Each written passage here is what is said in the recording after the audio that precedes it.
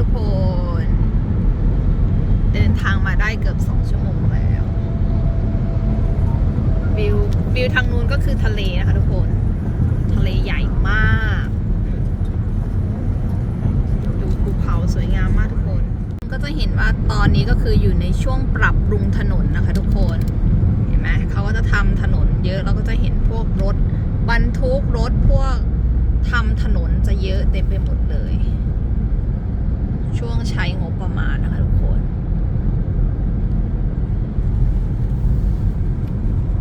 อาจจะสงสัยว่าทำไมเราชอบถ่ายวิวเพราะว่าเราเป็นคนชอบให้ทุกคนได้เห็นวิวกลางถนนนะคะทุกคนมันจะทำให้เรารู้สึกได้เห็นวิวเหมือนเราได้มาขับรถไปด้วยกันเลยเห็นไหมวิวแต่ละที่ก็คือจะแตกต่างกันไปนะคะเห็นไหมฝั่งทางนู้นก็จะเป็นทะเลใหญ่มากคือมากๆวิวคือดีอันนี้คือเราขับรถขึ้นภูเขานะคะทุกคนอันนี้ถ้าขับรถตอนกลางคืนต้องระมัดระวังมากนะคะภูเขานี้สามารถแบบว่าเกิดอาการดินถล่มลงมาได้นะคะต้องระวังเห็นไหมถ้าเราขับกลางคืนเนี่ยจะอันตรายนะคะแต่นี่ก็คือขับตอนกลางวันก็จะได้เห็นวิวภูเขาแบบชัดๆขึ้นเขาแบบสุดฤทธิ์ค่ะทุกคนจะเห็นความเขาขึ้นไปเรื่อยๆนะคะทุกคนถ้าตรงไหนจะมีการแบบว่าในส่วนของดินถล่มนะคะเขาก็จะมีป้ายตรงนี้นะมันเคยเกิดแบบว่าหินถล่มลงมานะต้องระมัดระวังเขาก็จะมีป้ายบอกเอาไว้นะคะทุกคนตรงนี้ทุกคนก็จะเห็นว่าจะมีวัวนะคะเขาก็จะเลี้ยงวัวอันนี้ก็คือวัวที่เขาเรียกว่าวัวออร์แกนิกนะคะวัวควายไม่ใช่สิเนื้อวัวที่นี่เขาจะทานเนื้อออร์แกนิกก็คือเลี้ยงสัตว์แล้วก็ให้มาทานหญ้าข้างนอกแบบนี้นะคะนี่คือดินแดนของฟาร์มเห็นไหมจะเห็นหญ้าเหลืองๆอย่างนี้เขาก็จะปล่อยวัวปล่อยอะไรอย่างเงี้ยเห็นไหมเนี่ยฟาร์มเขามาทานหญ้าคือสวนของเขานะคะทุกคนในส่วนของตรงนี้ส่วนมากเขาจะปลูกเป็นองุ่นนะคะทุกคนจะเห็นว่าเป็นฟาร์มองุ่นกันข้างถนนนี้เป็นฟาร์มนะคะทุกคนเห็นไหมคนงานเยอะเลยตรงนั้นเนี่ยกำลังเก็บผลไม้อยู่น่าจะเป็นสตรอเบอรี่นะคะต้นเล็กๆเมื่อกี้เนี่ยเห็นไหมตรงนี้เนี่ยคือสตรอเบอรี่เนี่ยพนักงานกำลังเก็บพนักงานมาจากเม็กซิโกนะคะโดยส่วนมาก เหมือนคนงานบ้านเราแดนนะคะทุกคนเหมือนเราไปทำงานต่างถิ่นต่างแดนพวกเขาก็เข้าอเมริกามาแล้วก็มาทำงานแบบนี้แหละค่ะส่วนมากนะคะคนเม็กซิโกจะมาทำงานเก็บผักเก็บผลไม้แบบนี้นะคะอาจจะมีคนไทยบ้างใครจะไปรู้หรืออาจจะเป็นเราก็ได้ที่ไปเก็บผลไม้เนี่ยฟาร์มนะคะใหญ่มากฟาร์มส่วนใหญ่ของเขาก็จะเป็นการปลูกเชอร์รี่สตรอเบอรี่พวกองุ่นอะไรอย่างงี้นะคะมีแตงโมอะไรอย่างเงี้ยเนี่ยนะคะผลไม้ของเขาบานาน่ากล้วยอะไรอย่างเงี้ยส่วนมากที่เขาจะปลูกนะคะทุกคนค่ะ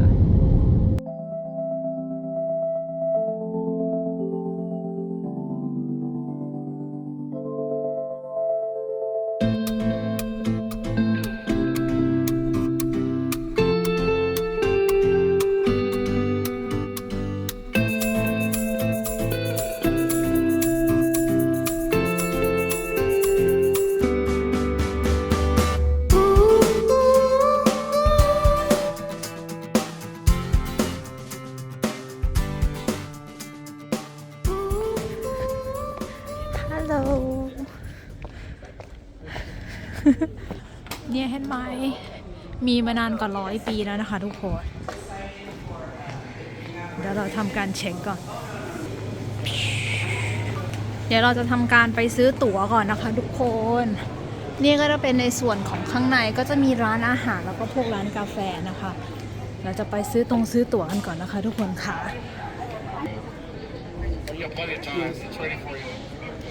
ทุกคนนี่นะคะก็คือแบบข้างใน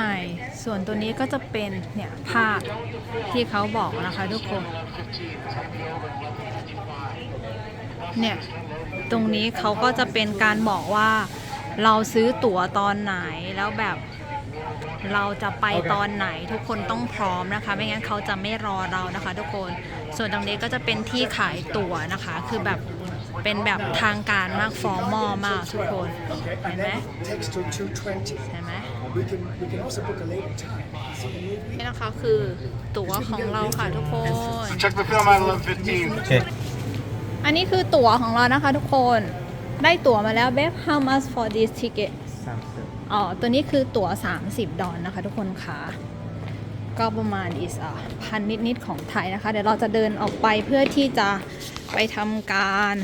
เอาอะไรนะเอากล้องกันก่อนนะคะดูจักรยาน I see him เดี๋ยวเราจะไปทำการเอาพวกเขาเรียกว่าอะไรนะพวกกล้องถ่ายรูปบลาบลาบลานะคะทุกคนแล้ว what time we go 11:15 to watch the video first. But the tour is at โอเค 12. But there's ข้างในก็จะมีขายพวกของกินกาแฟอาหารนะคะทุกคนค่ะส่วนตอนนี้เราก็จะถึงเวลาไปเข้าแบบห้องที่เขาจะแบบถ่าย history ให้เราดูนะคะทุกคน this theater นะคะก็คือฝั่ง outside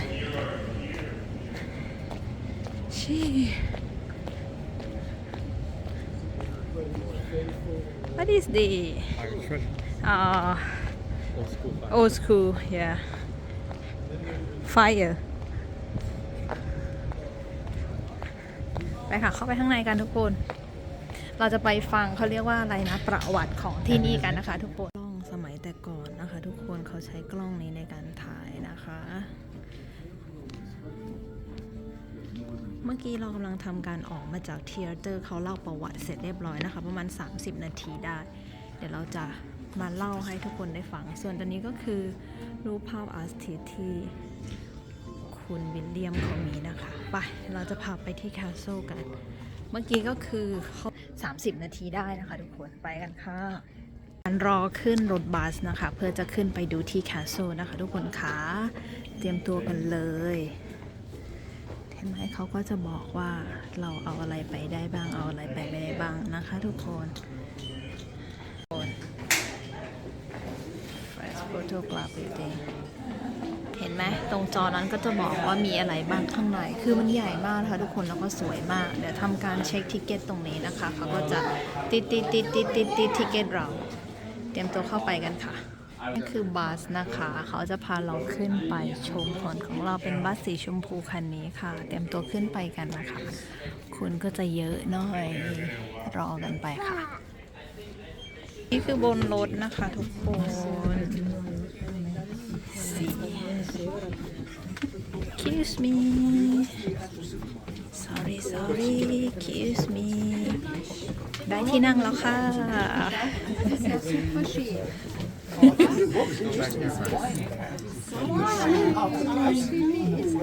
รอผู้โดยสารกันค่ะ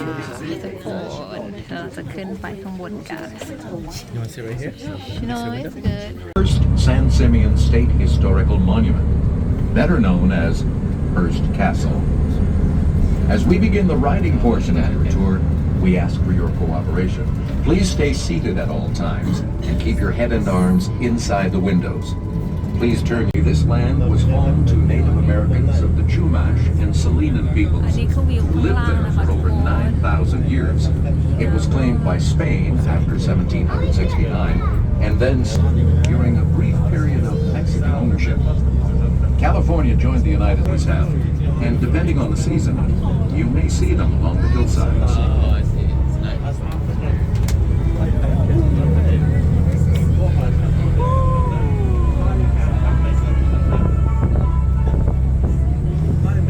อันนี้คือวิวข้างล่างนะคะทุกคน William Randolph Hearst was 56 in 1919. ทุกคนเรามาถึงแล้วนะคะ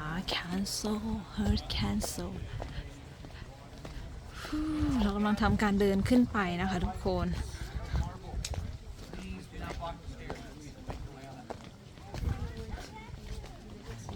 ฮะ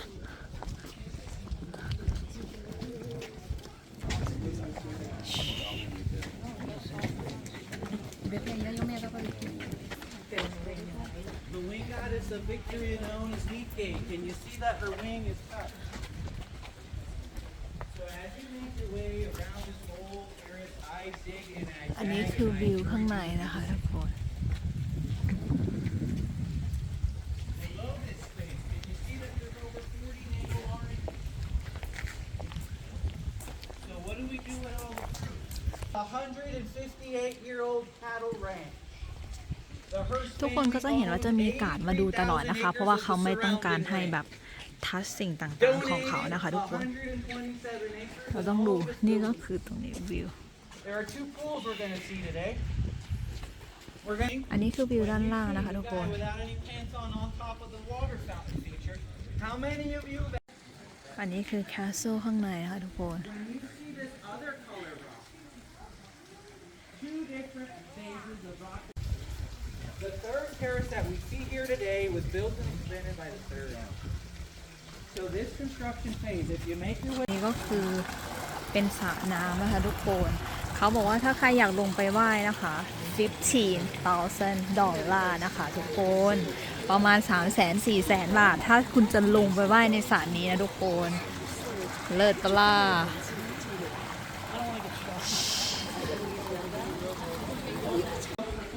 ทุกคนนี่คือสระว่ายน้ำนะ ดูความสวยงามสวยมา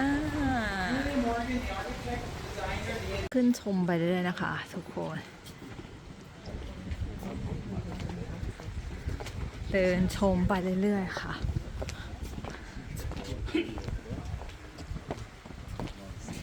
เราก็จะพาเดินชมคาสเซิลไปเรื่อยๆ อันนี้คือชั้นด้านบนนะคะทุกคน เรามองลงไปแล้วก็จะเห็นเป็นสระว่ายน้ำแบบนี้คือสวยมาก วิวทางนู้นก็จะเป็นวิวภูเขานะคะทุกคนเห็นไหม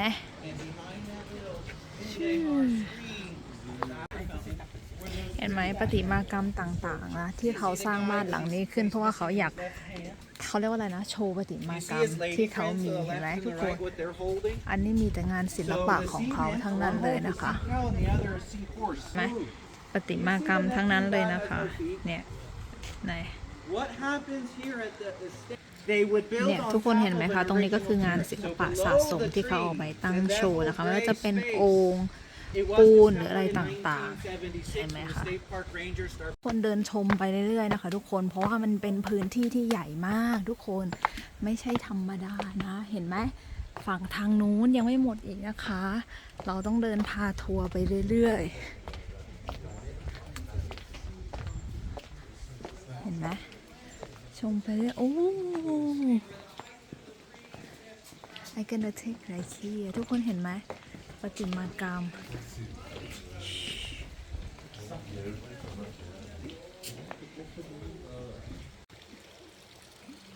นี่ก็จะเป็นสวนในส่วนของสวนของเขา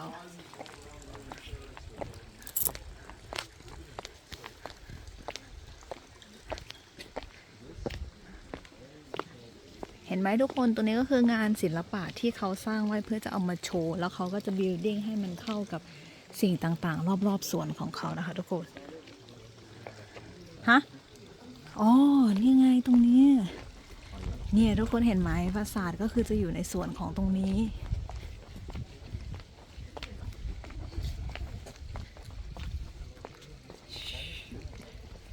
อันนี้ก็คือบริเวณรอบปราสาทเป็นสวนก่อนเห็นไหมตรงนี้ก็คืองานศิลปะของคุณเฮิร์ททั้งหมดเห็นไหมเห็นไหมทุกคนวิวคือสวยมากข้างล่างเป็นบีชแล้วก็ภูเขานะคะทุกคนทุกคนนี่คืองานศิลปะของคุณเฮิร์ททั้งหมดนะเขาใช้เวลาการสร้างทั้งหมดนะคะเกือบ30 ปีนะคะกว่าที่จะสร้างเขาเรียกว่าอิสระปราสาทนี้เสร็จทั้งหมดนะคะส่วนคนที่เป็นอาร์ติสต์ให้ก็คือคุณอิสระจูเลียสซัมติงเดี๋ยวนะก็คือเราจะพาไปชมในส่วนของข้างหน้าของปราสาทนะคะทุกคนค่ะอาร์ติสต์ที่เขาสร้างเป็นคนสร้างสถาปัตย์ที่สร้างปราสาทนี้ขึ้นมาก็คือคุณจูเลียมอร์แกนนะคะทุกคนคือคนสร้างปราสาทนี้ขึ้นมาพร้อมกันกับคุณจอห์นเฮิร์ทนะคะเจ้าของที่ ช้เงินมหาศาลสร้างสิ่งนี้ขึ้นมาสุดยอดมากๆเลยค่ะ สวยมากๆทุกคน The highest point on the building is a 9-foot tall weather vane. 137. ตัวนี้ก็คือสถาปัตยกรรมทั้งหมดนะคะ ที่สร้างขึ้นมา ที่อยู่ในนี้ก็คือของคุณจอห์นเฮิร์ททั้งหมดที่เขาเอามาทำโชว์ไว้นะ ทุกคนเห็นไหม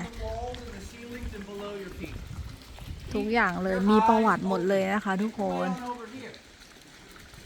Who do you think that would have been? นี่คือประวัติค่ะทุกคน It's not the architect. It was the mom.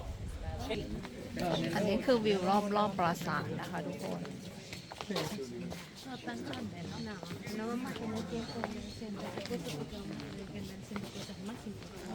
เห็นไหมทุกคน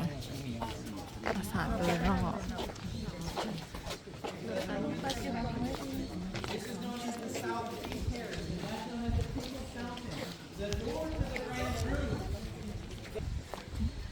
เดี๋ยวเราจะพาทุกคนเข้าไปดูข้างในกันนะคะทุกคน ทุกคนอันนี้คือด้านในนะคะ สวยมาก สวยมาก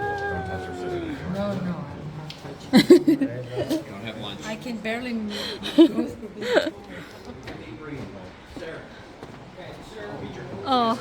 oh sorry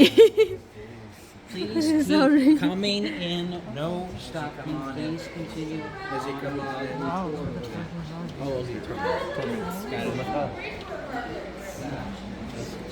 ทุกคนอันนี้คือด้านในนะคะ ว้าวอันนี้คือทุกอย่างหมดเลยนะคะทุกคน อันนี้คืองานศิลปะของท่านหมดเลยนะ Please keep moving inside so everybody can see.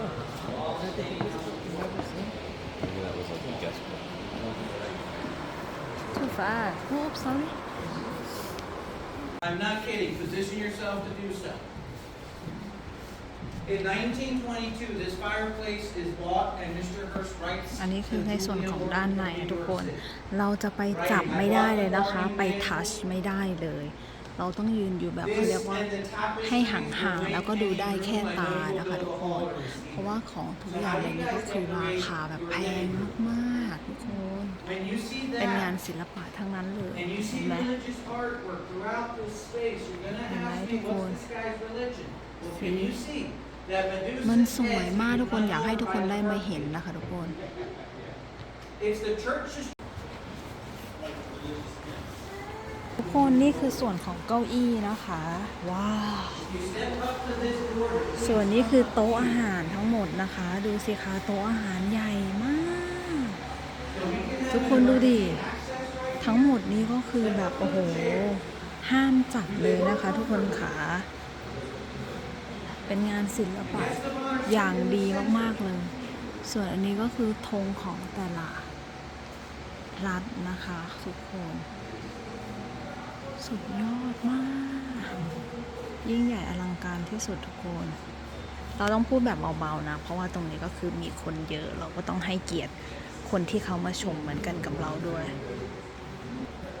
ทุกคนเห็นไหมโอ้โห อันนี้ก็คือภาพที่วาดจากผ้านะคะ ใช้ผ้าวาดนะ When ทุ you กคน guys come in here,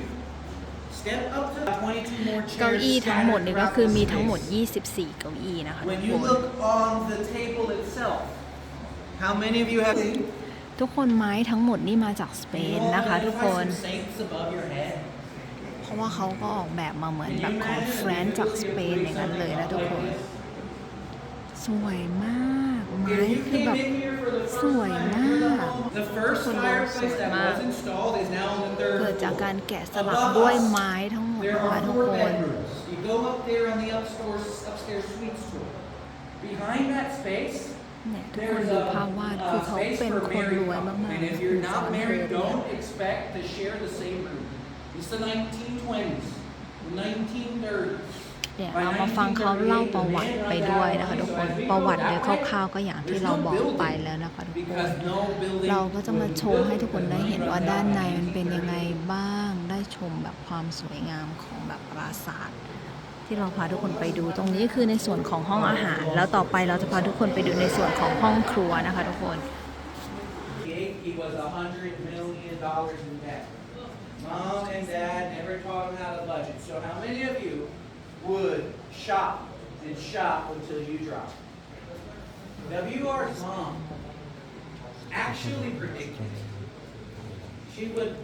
not only wasn't she involved in his love เนี่ย life, ทุกคนคือภาพวาดจากผ้าทั้งหมดนะ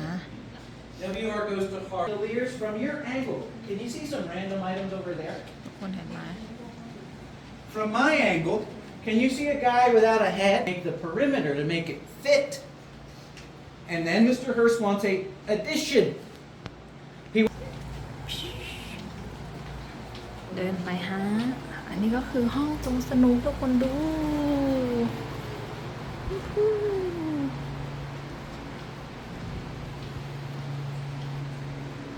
ว้าว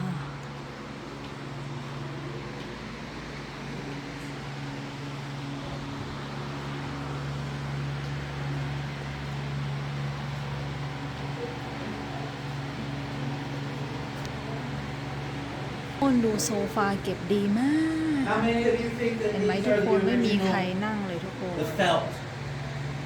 โต๊ะสนุกก็คืออยู่แบบยังดีอยู่เลยนะทุกคนดูไม้ก็คือแบบ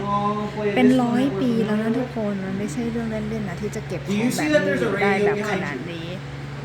คือแบบสวยมาก Okay. As we all come on อันนี้ก็ in, คือ if โท you ร can't ศัพ see ท์ the นะเห็นไหม Great ทุก Horn คน Owl, position yourself to do so. So this is called ทุก French คนรู้ไหม Piano ว่า Lilies. เขา They หลัง came จาก back ที่คุณ in จอห์นเขา time. เสียชีวิตไปก็คือหลังจากนั้นก็คือกลายเป็นของเขาเรียกว่าอะไร Call นะ your shot. ของรัฐบาลของอเมริกาหลัง In จากนั้นเขาก็ให้คนแบบ 1950s and มาดูแลรักษาเช็ดถูทุกวันเลยนะทุกคน this up until ของถึงอยู่แบบ 57. นี้แล้วก็ยังสวย And งาม all แบ of บ this นี้ was นะทุกคน donated. สุ So ดยอด every ไปเลย single thing has a พวกลูกสนุกตัวสนุกก็คือยังอยู่แบบนี้เหมือนเดิมเลยทุกคน Betty Boop. ทุกคนอันนี้ก็คือโรงหนังนะคะว้าวที่เขาสร้างเก็บไว้ทุกคนดูรวยขนาดไหนบ้านหลังใหญ่ขนาดนี้โอ้โหอันนี้นี่ก็คือเป็น100 ปีแล้วนะคะทุกคน100 ปีจริงๆดูดิ100 ปีของการที่แบบต้องมานั่งอยู่อย่างเงี้ย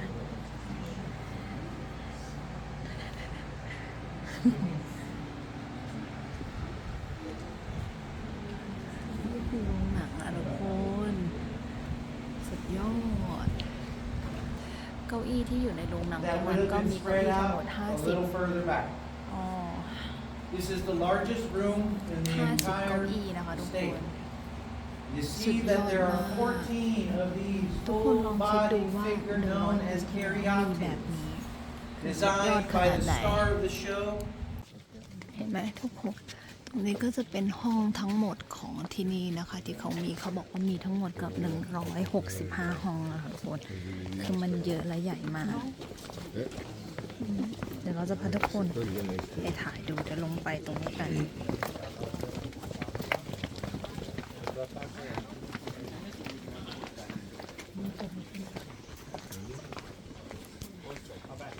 นี้ก็จะเป็นในส่วนของสนามเทนนิ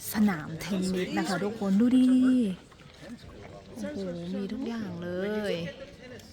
สนามเทนนิสเห็นไหมยังอยู่ดีมากเนี่ยทุกคนเห็นไหมตรงนี้ก็คือในส่วนของห้องที่เขาบอกว่ามี165 ห้องนะคะทุกคนเยอะมาก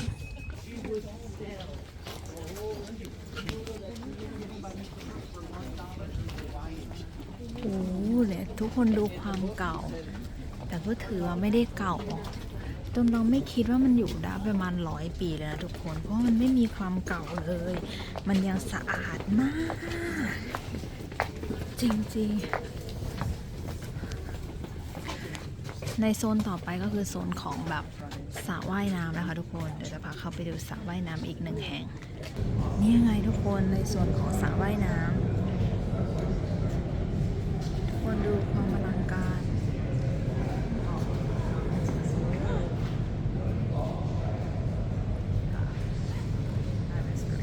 ดูดิ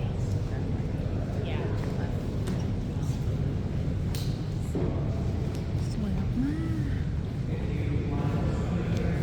ๆดูความสวยงามแล้วก็คือความยิ่งใหญ่